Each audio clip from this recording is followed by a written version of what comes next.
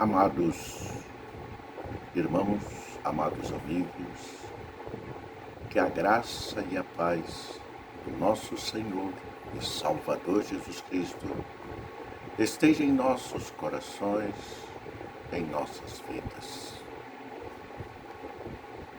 Hoje,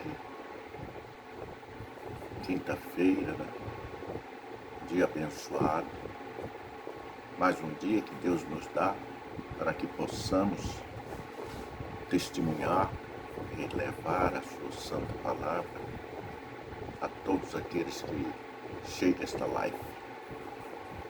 Amado amigo, amado irmão, se você gosta, inscreva-se. Né? Você escrevendo, se está ajudando a que seja divulgado em mais países, em outros lugares mais longínquos. Eles fazem tradução, né? Traduzem o idioma para o idioma local. Portanto, se os irmãos gostarem, inscrevam-se, ok? Obrigado, hein? Muito obrigado a todos os inscritos, em nome do Senhor Jesus. Amados irmãos, hoje nós temos um tema muito importante no nosso estudo de hoje. Vai falar sobre o que o nosso corpo é para Deus. O meu neto, ele é missionário, terminou o curso de missionário agora, já está exercendo a função. Ele enviou para mim este versículo de 1 Coríntios 3,16, que diz assim: não sabeis que sois o templo de Deus e que o Espírito de Deus habita em vós? Isso eu sei. Sei porque aprendi, já há muitos anos, já há muito tempo, que o Deus Todo-Poderoso, quando nós o aceitamos como nosso único e suficiente Salvador, Ele nos liberta das trevas e nos traz para a sua luz. E assim, como já expliquei em estudos anteriores, há duas batalhas. Uma inicial com os anjos. Os anjos descem dos céus para lutar, para tirar os diabinhos que estão ao nosso redor. É uma batalha gigantesca. Depois de vencida essa batalha, o Espírito Santo de Deus para tomar posse do nosso coração e transformar esse espírito e esta alma mortal, porque eles não morrem realmente, né? Mas ficam no lugar que não foi criado por Deus para que os seus permanecessem ali. Então chamamos de morte, mas para a vida eterna. Então, quando o Espírito Santo toma posse do nosso corpo, o nosso corpo transforma-se em um corpo pecaminoso e agora em um corpo santo, um corpo sadio. Então nós vamos continuar com esse estudo para ver se os irmãos puderem anotarem, né, repetidamente essa mensagem, esse estudo e conferirem, porque existem referências a vários versículos que às vezes dá indisposição, mas você que é cristão, para se aperfeiçoar mais, para se abrir mais o leque do seu conhecimento. Não sabeis. Observe bem, não sabeis que sois templo de Deus. Todos nós sabemos, né? O apóstolo aqui leva adiante a completa figura que ele havia iniciado em relação aos cristãos. Suas ilustrações foram tiradas de um edifício, de uma arquitetura. E ele aqui passa a dizer que os cristãos são aquele edifício. Também fala em casa morada do Espírito Santo. Começa logo em casa. A proporção da santificação vai multiplicando, crescendo e alicerçando tão fortemente na rocha que é Cristo Jesus, esta casa que se torna um edifício, que eles eram um templo sagrado, que Deus havia edificado e que, portanto, eles devem ser puros, santos. Essa é uma aplicação prática do que ele havia dito antes. Portanto, é preciso nós procurarmos, lermos, compreendermos, entendermos que a palavra de Deus, ela é realmente santificadora, transformadora e nos faz cada vez mais fortalecidos na fé. Vós sois o templo, vai aqui, vós sois o templo. Eu vou para o templo, eu vou para a igreja, nós é que somos o templo de Deus. Isso deve ser entendido na comunidade de cristãos ou na igreja, como sendo o lugar onde Deus habita na terra. A ideia deriva do modo de falar entre os judeus, onde no Antigo Testamento se costumava dizer que o templo é a habitação de Deus. E a alusão é provavelmente ao fato de que Deus habitava por um símbolo visível, o Shekinah, no templo, e que sua morada está lá, onde ele habitou ali entre os judeus, como ele tinha um templo, uma morada. Então ele habita entre os cristãos, eles são o templo de Deus, o lugar da sua morada, sua residência, e é com eles, e ele está no meio deles, esta figura. O apóstolo Paulo usa várias vezes em 1 Coríntios 6,19, vai anotando, 1 Coríntios 6,19, 2 Coríntios 6,16, Efésios capítulo 2, versículo 20 e 22.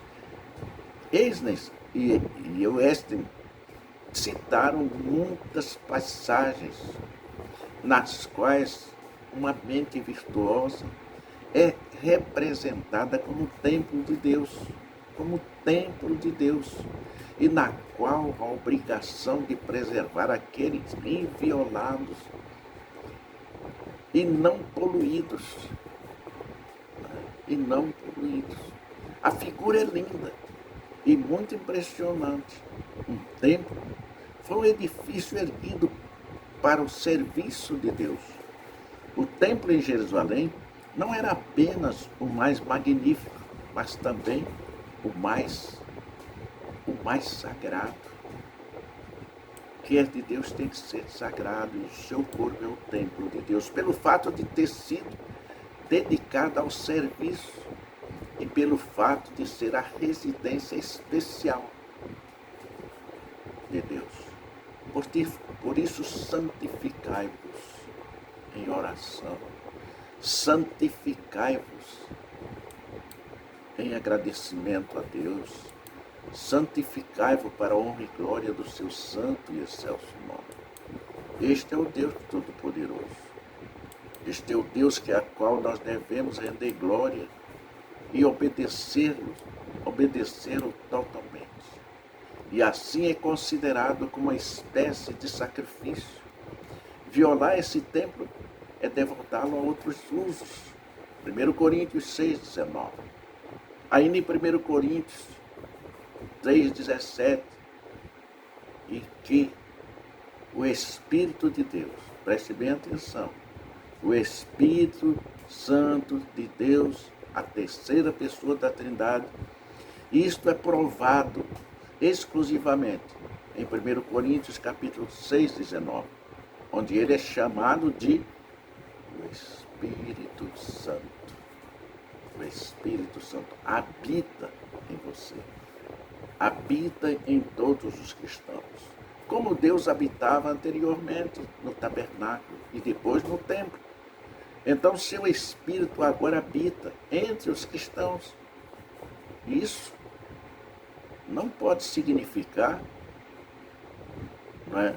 Vejam bem, que o Espírito Santo está pessoalmente unido aos cristãos, de modo a formar uma união pessoal, ou que o Espírito Santo está pessoalmente, ou melhor, o que existe para os cristãos qualquer comunicação de sua natureza ou qualidade pessoal, o que exista qualquer união, essência ou natureza com eles, pois Deus está presente em todos os lugares e pode como Deus não estar mais presente em um lugar do que outro. É preciso procurar entender e ler a palavra para conhecer. Existe um Deus Todo-Poderoso que habita em cada um de nós. O único sentido em que Ele pode estar especialmente presente em qualquer lugar é por sua influência, ou agência e ideia. E a ideia é aquela de que denota a agência da influência a favor da consideração especial. E somente neste sentido ele pode estar presente com a igreja. A expressão deve significar para nós que a igreja é a sede de suas operações, o campo morado em que ele age na terra, os nossos corações.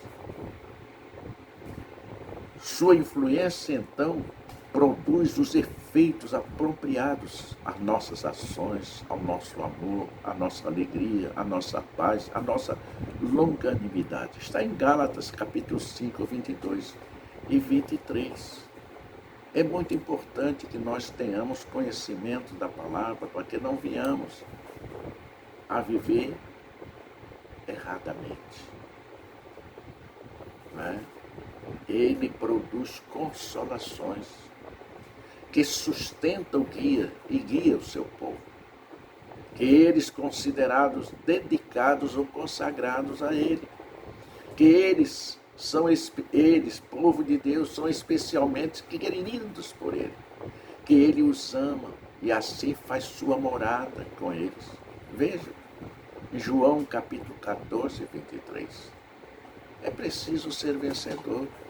É preciso ser conhecedor.